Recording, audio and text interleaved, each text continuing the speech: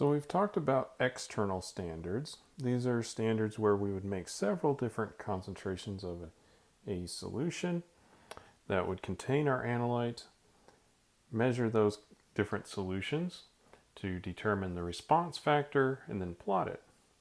But there are also internal standards. Now, these are a little different. Internal standards are not actually our analyte.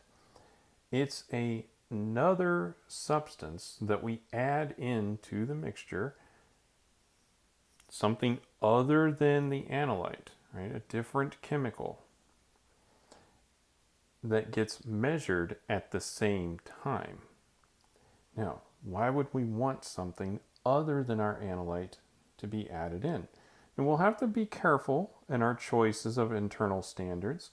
One, our internal standard must be measured by the same method as what we're using to measure our analyte. Same instrument, same kind of thing. And two, we want to make sure that it doesn't introduce a matrix effect into our analysis. So, first we're going to choose a substance that's different from our analyte. And we'll use that to compare the signal that we get from the standard to the signal that we get from our analyte. Now, when is this used? Specifically, this is used when the instrument variability is hard to control. Now, this could be variability in how our detector is responding from one run to the next, or it could be when we're having small variations in the injection volume that's included in our analysis. And I say injection volume because a lot of times this is used in chromatography techniques like GC and HPLC. So gas chromatography and liquid chromatography. This is also useful when we expect some sample loss during the preparation of our analysis, such as during a filtration step or maybe a small amount of evaporation that's difficult to control for. So how does this work? Again, what we're doing is we're going to take the signal from our internal standard and we're going to compare it with the signal from our analyte. And one formula to do that with would be to take the signal that we have for our analyte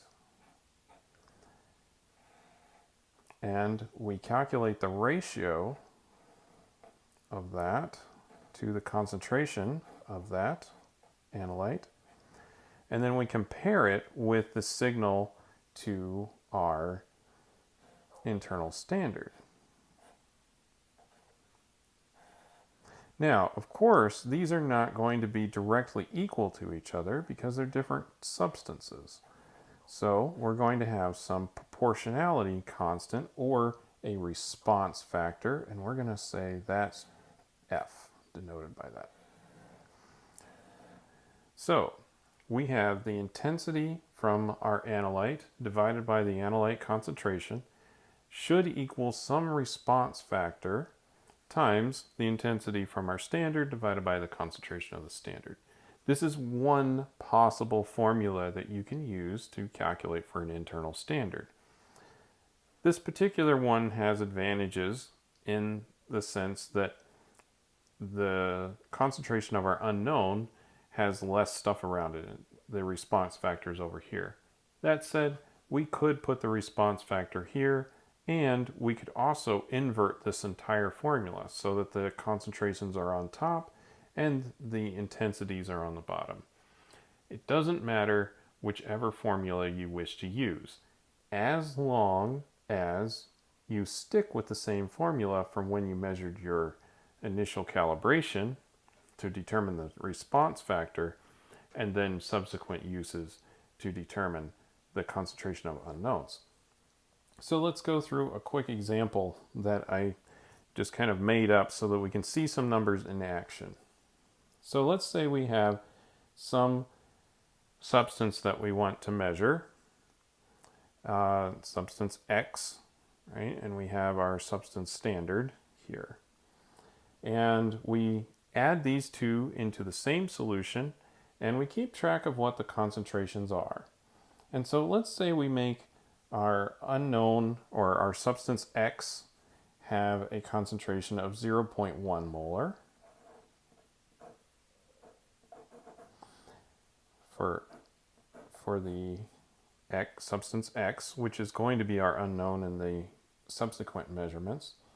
And then for our standard, let's make it 0.2.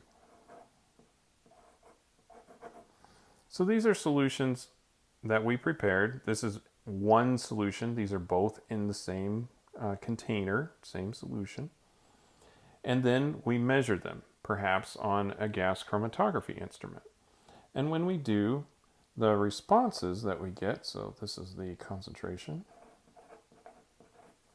and then our intensities,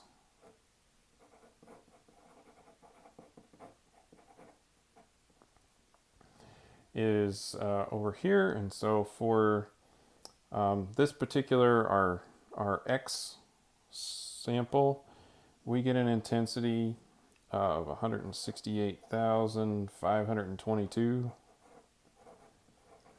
It's fairly common in a GC or HPLC to see intensities that are even in the millions. And particularly in those cases, the units don't really matter. But and then let's say our intensity for our standard is 131,168. Again, these are actually just numbers I made up. Now, what we're going to do is we're going to take this information, because we have that we know the concentration for both of these substances, we know the intensities for both of these substances, so we'll plug them into this formula up here, and we'll calculate our response factor. And that's the first step. So let's write that out then.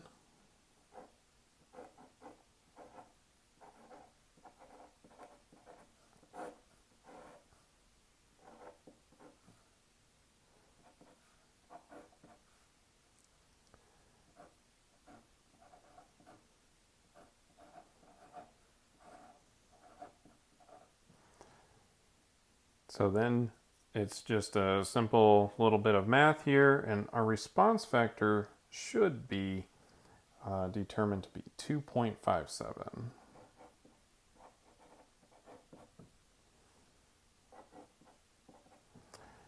That was the goal of measuring this first solution, this first bit here. Something that we know the concentration of our target analyte, our X, and the standard. We measure the intensities, we get the response factor. And the key here is that we're counting on the ratio of the response, this response factor, to stay the same. Now, if we're not sure about that, or we just want a better response factor information, we should make several of these solutions at different concentrations, and then we can plot those, and then the response factor can be the slope of that line if you make the right plot. But I digress. Let's use this response factor in an unknown solution. So here we have our X solution, we have our standard, and let's say, well, we don't know the concentration for our unknown solution, and we've made this one, and it turns out we added a little bit more than last time, and it's 0.22 molar. No big deal. It's not actually that important to know or target a particular concentration for our standard. The only caveat would be that we should make sure that our instrument can detect that easily. And that should be the case in this situation. So then we measure of the solution, and our instrument will tell us, in this case, let's say it's a GC, that the intensity for the unknown, the X, is 85,973, and for our standard, it's 137,235, right? Whatever the instrument tells us.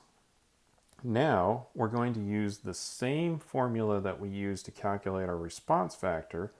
This time we'll plug in the response factor so that then we can calculate our unknown concentration. So let's see what that looks like really quickly.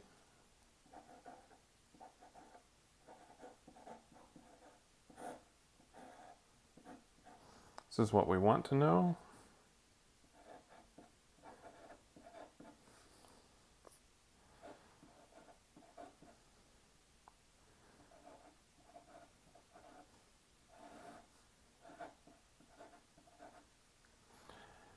So then we'll just simply calculate our x, which I believe is 0.053627. So we should probably round that off to only a couple of digits because we don't have that many significant figures on here. And let's assume that we have a couple more significant figures in this case here. And we'll just say our x in this case should be about 0.00536. So that's how to use an internal standard and how to do the calculations for it, and the situation that we would want to use it in. Again, remember, variability in the instrument or the analysis method, or uncontrollable sample loss during preparation. This can be an effective tool to mitigate those challenges.